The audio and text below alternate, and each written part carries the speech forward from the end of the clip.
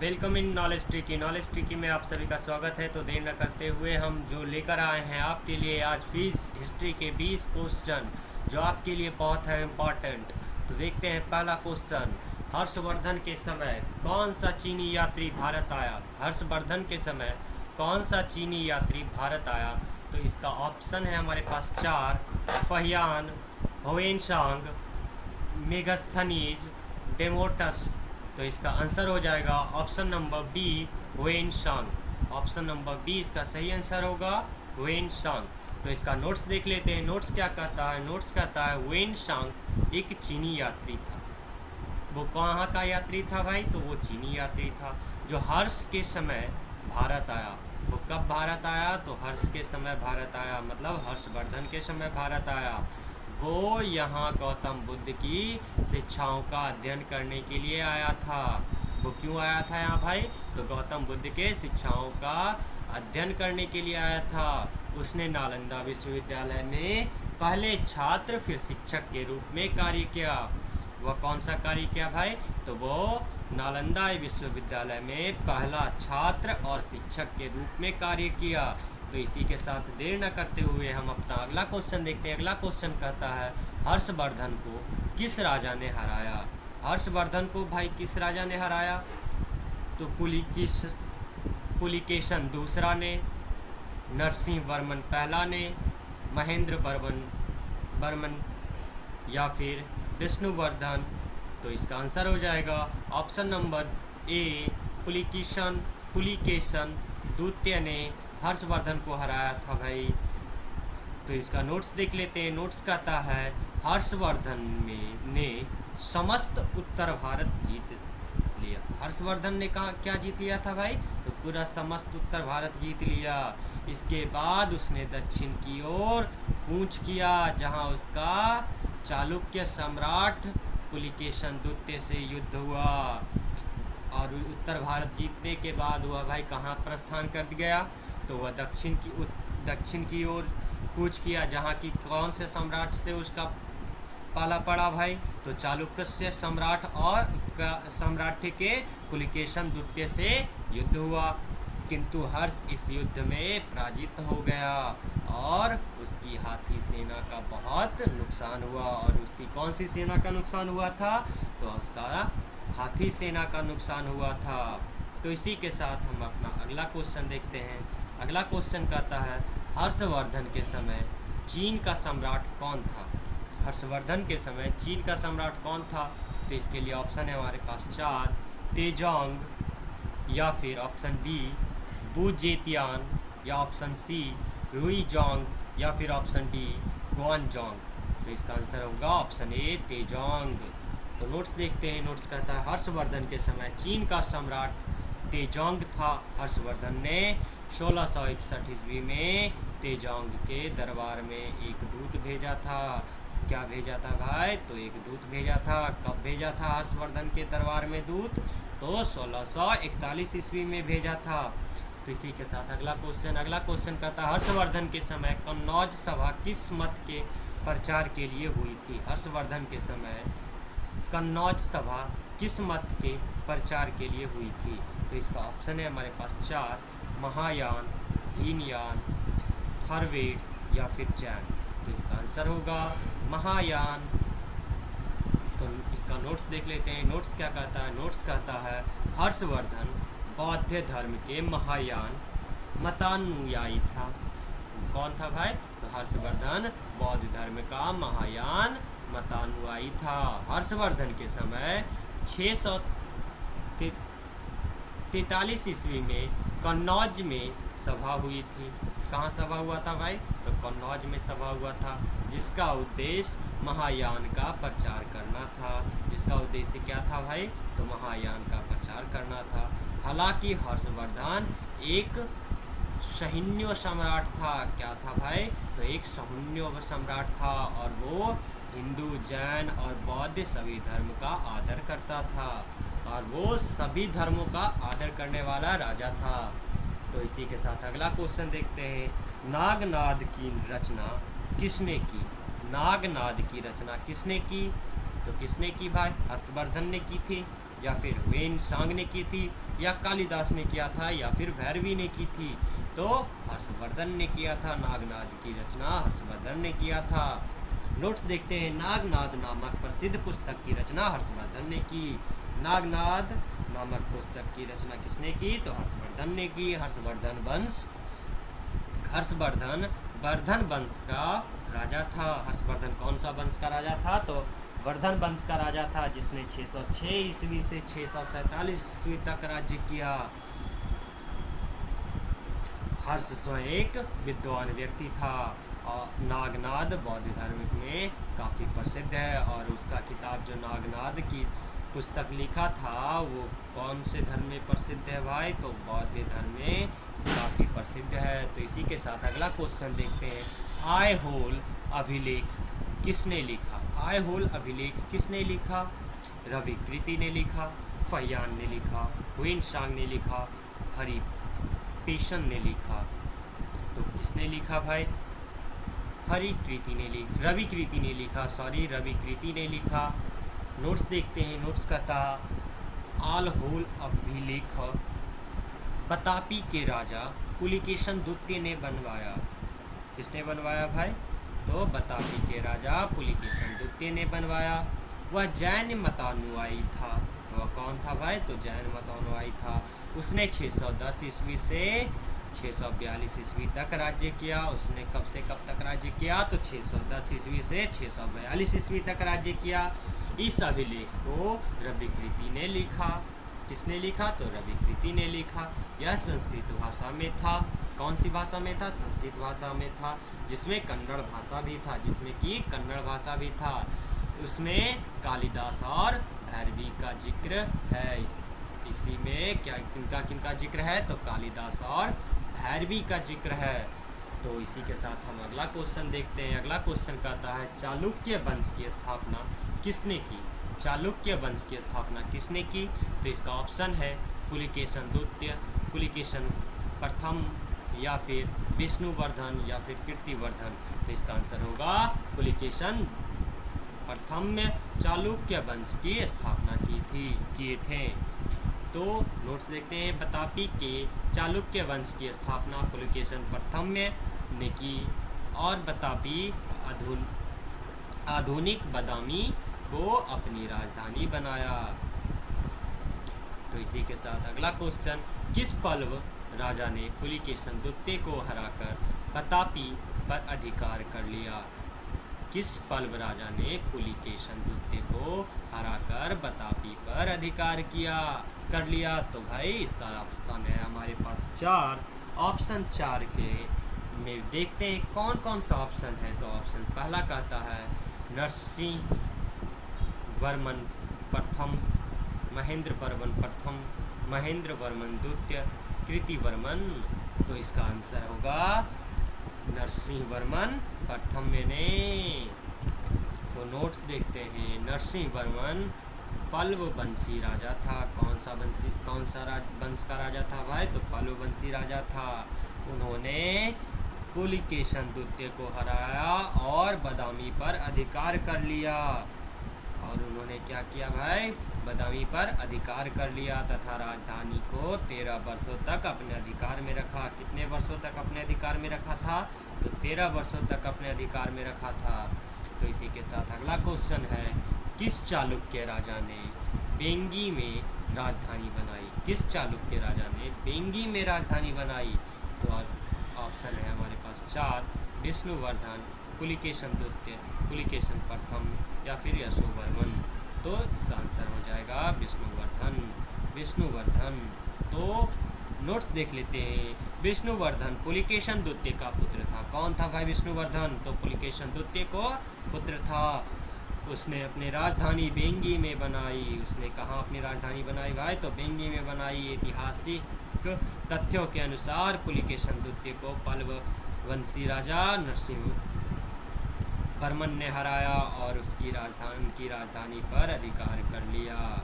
और क्या कर लिया था भाई? उनके राजधानी पर अधिकार कर लिया था। तो इसी के साथ अगला क्वेश्चन देखते हैं। अगला क्वेश्चन क्या कहता है? अगला क्वेश्चन कहता है निम्नलिखित चालुक्य राजा में से किसने फारसी राजा खुसरो द्वितीय को एक राजदूत भेजा।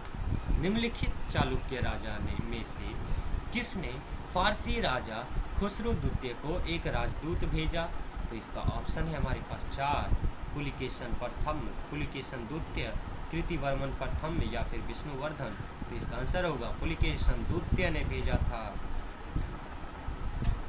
तो पुलिकेशन द्वितीय चालुक्य राजा था जिसने खुसरो द्वितीय के दरबार में एक राजदूत भेजा था तथा खुसरो द्वितीय ने एक राजदूत पुलिकेशन के दरबार में भेजा था और उसके बाद उनके दरबार में पुनः खुसरो द्वितीय ने एक राजदूत भेजा था। तो इसी के साथ अगला क्वेश्चन, बादामी के चालुक्यों का राज्यकाल क्या था? बादामी के चालुक्यों का राज्यकाल क्या था भाई? तो इसका ऑप्शन है हमारे पास 4, 500 से 550 ईसा पूर्व तक, या फिर 550 से 650 ईस्वी तक, या फिर 543 ईस्वी से 757 ईस्वी तक, या फिर 545 से 700 ईस्वी तक। तो इसका आंसर होगा ऑप्शन नंबर सी, 543 ईस्वी से 757 ईस्वी।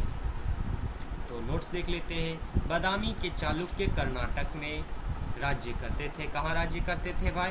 तो कर्नाटक में राज्य करते थे। इनकी राजधानी कहाँ थी? तो बतापी थी। उन्होंने 543 से 757 ईस्वी तक राज्य किया। तो इसी के साथ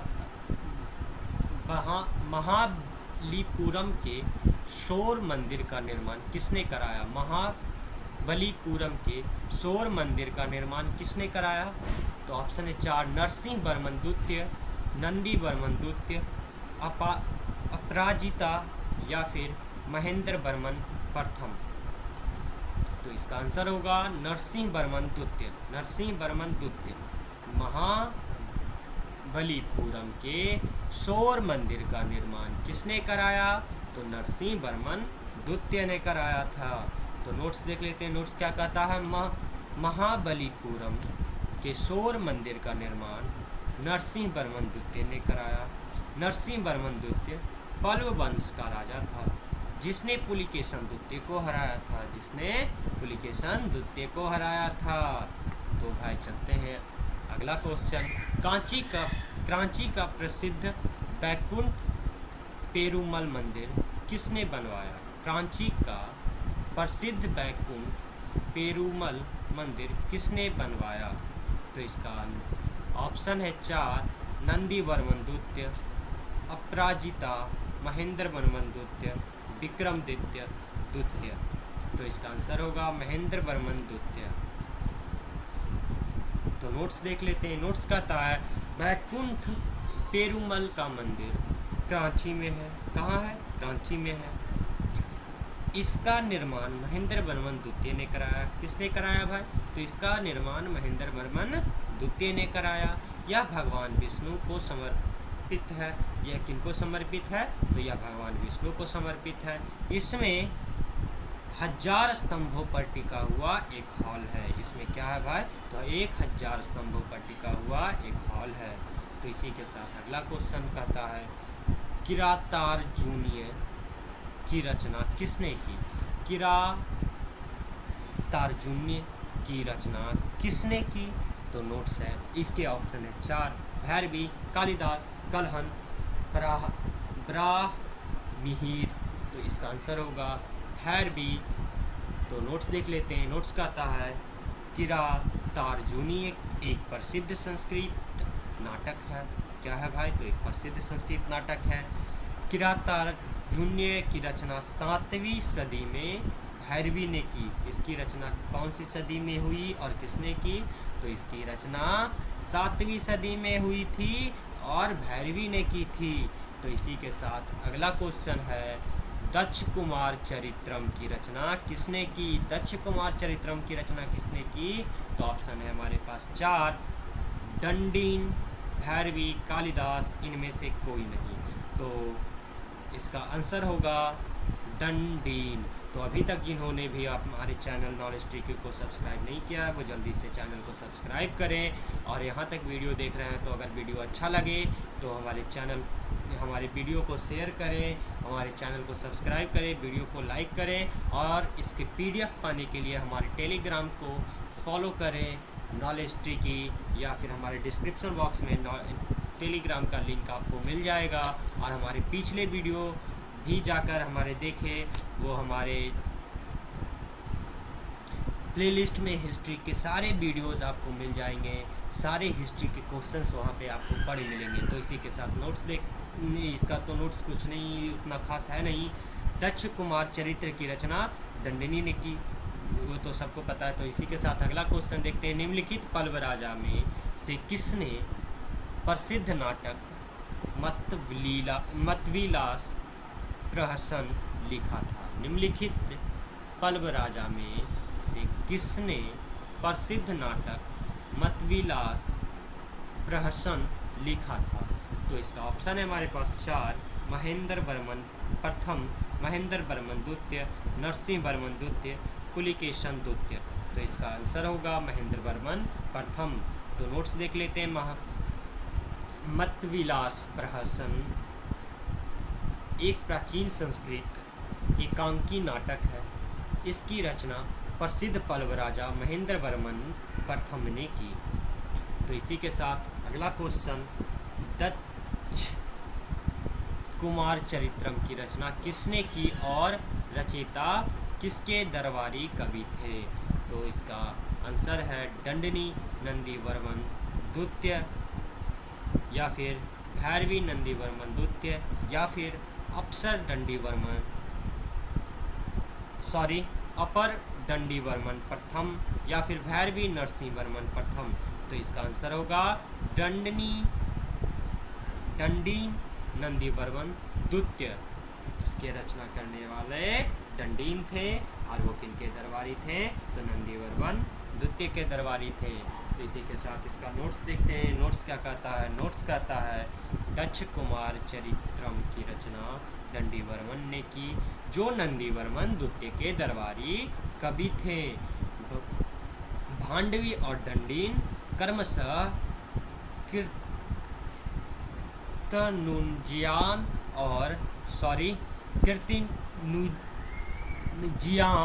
और दर्शकोमांचरिथम के लेखक पल्लव अदालत में रहते थे। कौन से अदालत में रहते थे? तो पल्लव अदालत में रहते थे।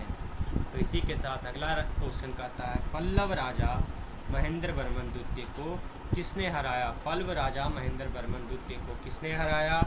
तो ऑप्शन है 4, विक्रमादित्य, या फिर पुलिकेशन द्वितीय, चंद्रगुप्त मौर्य, या फिर कालाशोक।